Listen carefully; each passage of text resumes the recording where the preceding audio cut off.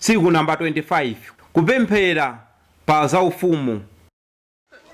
Tatiwuzani za ufumu wakumwamba, kodi pali zinaso? Musaope pakuti Atate anu afuna kukupatsani ufumu wake. Gulitsani zonse zimene muli nazo ndipo ndalama zake mupatse aumphawi.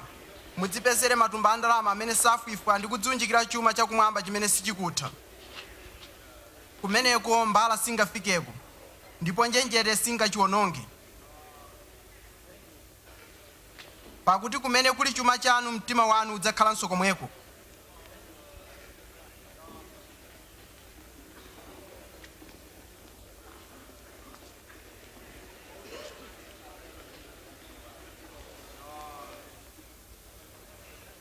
Mayiyo wamasuka ku matenda awo.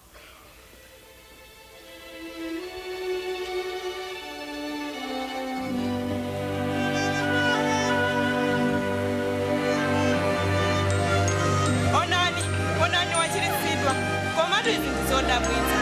Taonani wachiritsidwadi, bwerani mudzaone. Alimekezeke, Ambuye.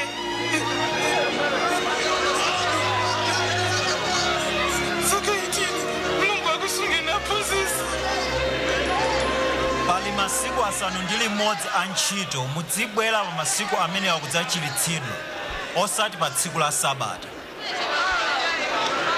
Inu anthu achiphamaso, kodi aliyense wa inu samasula ng'ombe yake kapena bulu wake pa tsiku la Sabata kukamwetsa madzi? Nanga mkazi uyu amene ali mwana wa Abrahamu ndipo Satana anammanga zaka 18. Kodi sikuyenera kuti amasulidwe kusinga imeneyi pa tsiku la Sabata? Kodi Afarisi amachinjiriza bwanji ndi chipembedzo?